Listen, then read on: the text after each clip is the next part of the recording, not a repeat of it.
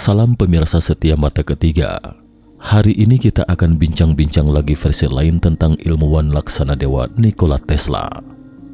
Sebelumnya perlu disampaikan, meskipun sebagian besar konten didasarkan pada fakta, namun karena beberapa materi yang sulit dicerna akal sehat, jadi diharap menyikapinya secara positif. Ketika berbicara tentang ilmuwan terhebat di dunia, banyak orang berpikir sosok hebat seperti Einstein. Tetapi dari sisi kepraktisan, kontribusi Tesla mungkin tidak tertandingi. Misalnya arus bolak-balik ciptaannya yang diterapkan dalam ruang lingkup kehidupan modern kita. Jika Tesla ingin meminta royalti, maka sekarang dia adalah sosok orang terkaya di dunia. Tentu saja dia tidak melakukannya. Meskipun pencitraan sinar X bukan temuannya, tapi Tesla adalah ilmuwan pertama yang menerapkan sinar X pada pencitraan manusia. Dan entah berapa banyak sudah orang yang telah diselamatkan karenanya. Selain itu, Tesla juga menemukan radio, mesin fax, tabung vakum, navigasi misil, dan sebagainya. Dalam sepanjang hidupnya, hampir ribuan penemuannya dipatenkan. Apalagi jika ditambah dengan paten yang sudah dijualnya atau paten yang belum tercatat, maka jumlah patennya mungkin mencapai lebih dari 1.500 item. Ada yang bahkan berpikir, Tesla telah melangkah ke era listrik untuk seluruh umat manusia berkat dirinya sendiri. Di tahun-tahun terakhirnya, Tesla juga mempelajari pesawat anti-gravitasi dan death ray atau senjata sinar kematian yang mengerikan. Oleh karena itu, ia berada di bawah pengawasan rahasia oleh FBI. Belakangan ia ditempatkan di bawah tahanan rumah di Hotel New Yorker AS. Selama itu, orang-orang percaya bahwa FBI sedang memantau senjata mematikan itu. Pada tahun 2016, karena tibanya masa kerahasiaan, FBI menerbitkan 2 dokumen rahasia tentang Tesla. Kemudian diterbitkan lagi dokumen ketiga pada tahun 2018. Dokumen pertama memiliki 249 halaman dan 41 halaman untuk dokumen kedua. Sungguh aneh, Tesla bukan mata-mata atau melakukan tindak kriminal. Mengapa FBI memiliki ratusan dokumen tentang ilmuwan dan harus disimpan sebagai segel rahasia selama lebih dari 70 tahun. Yang paling menarik adalah di halaman ketiga dari dokumen tersebut, ada sepucuk surat dari seorang peneliti UFO kepada seorang teman di 2 halaman pertama. Bagian yang digarisbawahi dari surat itu menyebutkan bahwa Tesla sebenarnya adalah manusia dari Venus. Pada tahun 1856, Tesla diberikan kepada pasangan Tesla di Kroasia sebagai bayi Venus. Kemudian Tesla menemukan perangkat komunikasi radio untuk komunikasi antar bintang pada tahun 1938 dan menggunakannya untuk tetap berhubungan dengan alien, dan alien juga telah berulang kali mengunjungi Tesla. Menariknya, tidak hanya disebutkan di sini bahwa sejak lebih dari 10 tahun lalu ada alien Alaje dari Pleiades atau gugus Kartika. Dalam percakapannya dengan manusia, dia juga menyebutkan bahwa Tesla adalah makhluk dari Venus. Dia juga menyebutkan bahwa makhluk Venus sebenarnya adalah makhluk dari rasi Pleiades pertama yang ke tata surya. Jadi mereka sebenarnya adalah kerabat. Di antara orang-orang itu, ada banyak hal aneh tentang Tesla. Konon ketika Tesla sedang berpikir, dia akan menjadi buta sementara. Gambar yang mirip dengan proyeksi di depannya membantunya menghitung. Saat di bangku sekolah menengah, dia menghitung rumus kalkulus secara langsung di otaknya, sehingga gurunya mengira Tesla nyontek. Tesla berperawakan tinggi dan tampan semasa remaja, tetapi tidak pernah jatuh cinta. Menurutnya hanya dengan mempertahankan selibat dan kesederhanaan, dia baru bisa menjaga kreativitas tanpa batas. Konon dalam banyak mitologi Tiongkok, ada beberapa orang yang sangat berbakat akan menunjukkan fenomena aneh saat lahir. Konon katanya, suatu hari ketika ibu Wu Zetian naik perahu di danau, tiba-tiba melihat seekor naga melintasi langit. Akhirnya dia pun hamil dan 5-6 hari kemudian melahirkan anak. Tak lama setelah Wu Zetian lahir, Yuan Tiankang, peramal sakti yang menulis buku ajaib tentang ramalan Tiongkok kuno kala itu ke rumah Wu Zetian, dan ketika melihat garis wajah Wu Zetian, Yuan Tiankang berkata, "Anak ini memiliki bola mata seperti naga dan leher seperti burung pinek. Jika seorang wanita, maka kelak dia akan menjadi ratu." Demikian juga dengan kelahiran Tesla. Ibunya teringat dengan gemuruh petir dan guntur, deru angin disertai hujan pada hari kelahiran Tesla. Oleh bidan yang melihat fenomena kelahiran seperti itu, mengatakan bahwa anak yang lahir ini pasti putranya iblis. Namun oleh ibu Tesla langsung menimpali. Omong kosong, dia pasti anak cahaya, cetusnya. Sebenarnya apakah itu ramalan yang penting? Apakah Tesla itu putra iblis atau anak cahaya? Sejauh ini memang seperti yang dikatakan ibu Tesla, penemuan Tesla pada dasarnya adalah untuk membantu manusia. Tapi mungkin hanya sejauh ini karena dia mungkin benar-benar telah meninggalkan benih-benih kehancuran dunia. Pada tahun 1900, Tesla membangun Wardenclyffe Tower di Shoreham, New York. Lalu bagaimana dengan hasil tesnya saat itu? Tesla membangun menara tersebut untuk jaringan nirkabel seperti mengirimkan pesan, telepon, dan bahkan gambar faksimili melintasi Atlantik ke Inggris dan ke kapal di laut berdasarkan teori-teorinya menggunakan atmosfer bumi sebagai perantaranya. Jika terwujud, masyarakat bisa menikmati listrik gratis tanpa kabel dan anti mati lampu. Energi radio dapat dengan mudah digunakan di seluruh dunia, yaitu ponsel, mobil listrik tidak memerlukan baterai, semua berupa transmisi nirkabel. Jika berhasil, dunia mungkin akan tampak beda sekarang. Namun untuk mewujudkannya sangat sulit karena biayanya sangat mahal. Belakangan, Tesla menghubungi JP Morgan yang super kaya. Seberapa kaya orang ini? Konon ketika pemerintah AS butuh uang, mereka akan mendatanginya.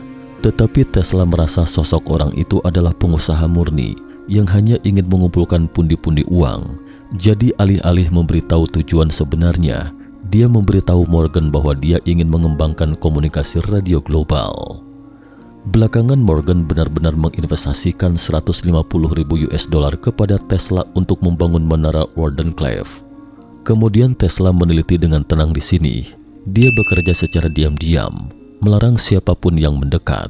Belakangan warga sekitar melaporkan bahwa mereka sering melihat petir sepanjang 60 meter melayang di atas menara pada malam hari. Mereka sangat ketakutan dan tidak bisa tidur. Mereka juga tidak tahu apa yang dilakukan Tesla. Namun sayang, setelah pembangunan menara Wardenclyffe pada 12 Desember 1901, segera setelah diinvestasikan oleh Edison dan Raja Baja Andrew Carnegie, ilmuwan Italia Guglielmo Marconi berhasil menerima sinyal radio transatlantik pertama di Newfoundland, Kanada. Mengetahui komunikasi radio global ini telah diciptakan lebih dulu oleh orang lain, JP Morgan segera menghentikan pendanaan proyek. Pada tahun 1903, Tesla langsung jatuh dalam krisis keuangan. Sampai tahun 1912, Tesla masih berutang 23.500 US dollar. Pada saat yang sama, pengadilan juga menyita fasilitas Tesla di lokasi percobaan. Menara Wardenclyffe juga dihancurkan. Kali ini Tesla benar-benar terperosok dalam kehancuran. Kapitalis itulah alasan kenapa temuan Tesla itu bagai racun bagi dunia industri energi. Pasalnya jika sampai proyek itu terwujud, maka para elit pebisnis besar di dunia bisa bangkrut mendadak karena jualan mereka seperti minyak bumi dan batu bara tak laku lagi. Apalagi temuan Tesla ini bisa juga membahayakan keberlangsungan pajak Amerika, di mana masyarakatnya bisa dapatkan listrik gratis tanpa perlu bayar tagihan ke negara. Si malakama, atas dasar itulah Wardenclyffe Tower harus dimusnahkan. Karena penemuan Marconi sebenarnya adalah tiruan dari Tesla. Pasalnya Tesla sebelumnya telah menemukan teknologi komunikasi radio, tetapi dia sengaja menyembunyikannya. Bagi Tesla, tidak masalah dijiplak, tapi sumber dana juga dihentikan. Karena itu Tesla langsung menggugat Marconi ke pengadilan. Namun sayangnya, Marconi baru dikenai sanksi hukum setelah kematian Tesla. Meskipun teknologi radio global Tesla belum berhasil, namun dari eksperimen menara Wardenclyffe ditemukan, menara itu ternyata dapat memancarkan energi yang kuat, yang merupakan prototipe dari death ray atau senjata sinar kematian. Belakangan, semasa Perang Dunia Kedua, Tesla kerap muncul di media yang membeberkan tentang bagaimana Tesla membuat death ray yang dapat segera menghancurkan tank pesawat yang jaraknya lebih dari 400 km. Senjata ini bisa langsung menembakkan seberkas energi petir untuk mengebom pesawat Jerman. Bagi orang-orang ketika itu terkesan konyol dengan senjata seperti itu. Banyak orang sekarang berpikir, bukankah senjata sinar kematian Tesla itu adalah senjata laser? Tetapi sepasang ilmuwan muda Amerika Serikat menciptakan menara Wardenclyffe dengan versi yang diperkecil. Fakta membuktikan Death-Ray ini memang tidak sama dengan senjata laser. Laser menghasilkan peleburan pada suhu tinggi, tetapi senjata sinar hitam itu langsung meledak.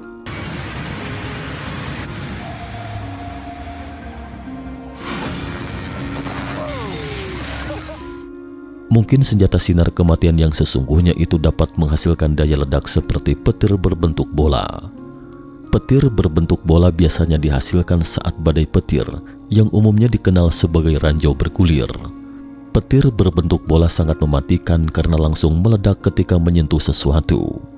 Namun anehnya, ketika peristiwa ledakan Tunguska yang terkenal di Rusia pada tahun 1908, para peneliti di stasiun seismik pada saat ledakan mendeteksi bahwa energi ledakan Tunguska setara dengan 10 hingga 15 juta ton bahan peledak TNT atau energinya 1000 kali lipat dari bom atom Hiroshima. Sejauh ini, para ilmuwan belum bisa memberikan penjelasan yang memuaskan kepada publik. Ada yang berpikir bahwa laporan itu kemungkinan adalah Death-Ray atau senjata sinar kematian temuan Tesla. Hal itu disebabkan bola petir dari Tunguska karena pada tahun 1908, menara Wardenclyffe Tesla belum dibongkar. Selama periode ini, Tesla juga beberapa kali ke perpustakaan untuk memeriksa peta Siberia. Tetapi para ilmuwan menemukan bahwa selama ledakan Tunguska, terjadi anomali radioaktif, yaitu radiasi nuklir di cincin pohon dari tahun 1908 hingga 1909. Namun dalam keadaan normal, bola petir tidak akan menghasilkan radiasi nuklir. Tapi masih ada beberapa celah. Bagaimana dengan senjata sinar kematian? Ini jelas tidak sesederhana seperti senjata laser pada umumnya. Karena dalam dokumen yang dideklasifikasi FBI terkait di atas, disebutkan bahwa Tesla memang pernah meneliti Death-Ray. Kejadian ini juga membuat pemerintah AS sangat tegang selama Perang Dunia Kedua. Karena menurut mereka, jika senjata ini jatuh ke negara lain, konsekuensinya tidak terbayangkan. Dokumen tersebut juga menyebutkan bahwa kematian Tesla sangat mencurigakan. Bisa jadi meninggalnya Tesla bukan karena gagal jantung seperti yang diketahui publik. FBI menduga Tesla tewas mungkin dibunuh karena meneliti senjata mematikan ini. Pada 7 Januari 1943, Nikola Tesla ditemukan tewas tergeletak di kamar hotel 3327 di New Yorker. Keponakannya pertama kali menemukan kematian Tesla, kemudian FBI segera ke TKP ketika itu. Tapi anehnya, Tesla jelas-jelas warga negara Amerika, namun semua barang pribadinya dan lebih dari 80 data penelitian serta patennya langsung disita oleh otoritas penyimpanan internasional. Tak perlu heran, Direktur pertama FBI bahkan mengumumkan bahwa semua informasi Tesla dikategorikan sebagai sangat rahasia. Jadi apakah senjata pamungkas disembunyikan di antara 80 kotak informasi Tesla ini? Belakangan, seorang penyidik di Discovery Channel melacak kumpulan materi ini. Meskipun 80 item itu awalnya ditahan oleh Amerika Serikat, tapi keluarga Tesla berusaha keras untuk mengambil barang-barang Tesla dari otoritas AS. Akhirnya di bawah tekanan, keponakan Tesla mengambil beberapa barang pribadi Tesla dan 38.000 data ilmiah. Barang-barang ini kemudian disimpan di Museum Nikola Tesla di Serbia. Namun karena bersifat istimewa, pihak museum menolak membukanya untuk umum. Kemudian penyidik menggunakan koneksi militernya menghubungi sekelompok orang dan informannya memberitahu mereka dengan tegas bahwa museum ini memang menyimpan data tentang Death-Ray yang pernah dikembangkan Tesla. Mereka juga mengungkapkan bahwa Tesla telah menjual rancangan desain awal Death-Ray ke perusahaan perdagangan Rusia bernama Sumei, dan Jerman juga ingin membeli patennya, tetapi semuanya ditolak. Dan menurut informasi yang ditinggalkan Tesla, dia memang telah menyelesaikan penelitian dan pengembangan senjata Death-Ray. Dan di bawah bantuan pihak militer, akhirnya mereka diberi waktu kunjungan selama 1 jam dan mengizinkan mereka untuk mengambil foto arsip terkait Death-Ray.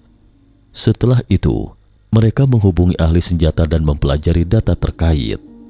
Dan semua informasi dasar itu memang menjelaskan tentang uji coba senjata Tesla pada saat itu. Tapi anehnya, informasi paling penting dalam dokumen itu seperti halaman kelima yang disebutkan dalam dokumen telah hilang entah kemana. Jadi kemana hilangnya informasi kunci itu? Belakangan dokumen yang didekripsi FBI menyebutkan bahwa ketika itu mereka segera ke tempat kejadian setelah menerima kabar kematian Tesla, tetapi saat tiba di TKP, mereka mendapati brankas Tesla telah hilang.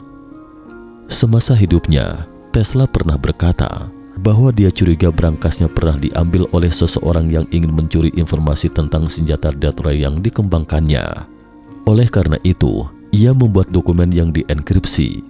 Lalu apakah file yang hilang itu dicuri dari brankas? Atau mungkinkah pemerintah AS sengaja mengambilnya saat mengembalikannya ketika itu? Mungkin semua tanda tanya ini akan menjadi misteri abadi. Pada saat yang paling kritis semasa Perang Dunia II, Tesla tiba-tiba tewas. Mungkin ada misteri yang lebih besar di balik pencurian brankas miliknya.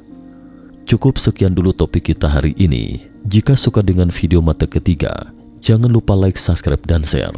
Terima kasih atas perhatiannya dan sampai jumpa di episode berikutnya.